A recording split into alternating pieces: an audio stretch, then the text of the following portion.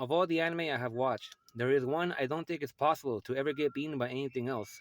Ashita no Joe is on a whole different level from the media it is a part of in the medium. As much as I consider Legend of the Galactic Heroes a masterpiece, this is the only piece of media I can confidently say surpasses it. It is a journey that drained all the tears out of my eyes. A masterly done story retold through the scope of legendary staff. An anime that could never be replicated because it is special from being made out of the context of its own time. A manga so timeless and classic and adapted on an amazingly meaningful level. Miyazaki has my eternal praise for giving me the privilege of watching this masterpiece come to life in the most satisfying way.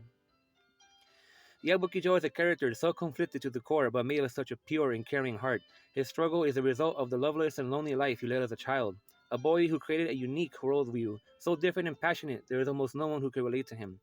To compromise is a non-option for him. Only those whom he met in the square jungle that share a similar viewpoint can relate to him, through the communicative punches delivered mutually, blow for blow.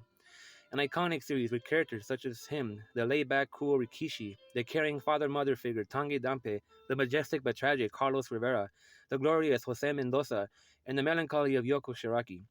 Yoko, as blinded by her money, is my favorite woman in anime for the incredible growth and development she showed.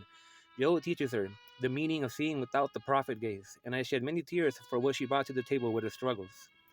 Standing in the rain, fearful for the future, she tries her best to be the guiding light for the wild animal, Jo Yabuki. This story goes beyond sports. It was beyond boxing. It's the story of a boy who fought furiously like a bright flame, passionate and determined for as long as he isn't extinguished. It's a piece of fiction I hold dear to my heart that I will forever cherish and often think about.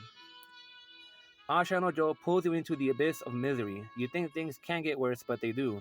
Then they plummet and fall even further than you could ever imagine.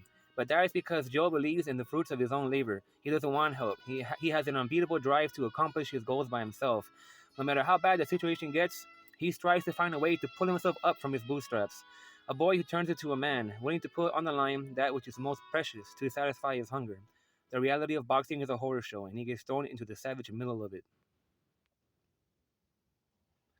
As a wanderer myself, I can relate to his city street life, traveling with insecurity, and spending day by day staring at the stars, putting on a strong facade but hurting deep inside. Joe is a character I love and who feels familiar to me as I walk in the dark myself, or at night myself, wondering what at all. I came have a hard time relating to people.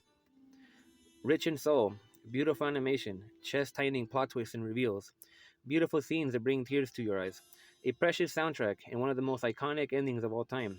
As shameless as I sound, I can die happy knowing I got to experience this incredible journey, a one man's honorable story of struggling to the top, not to be champion or to reach a high status of fame and fortune, but to satisfy his philosophy of truly being alive.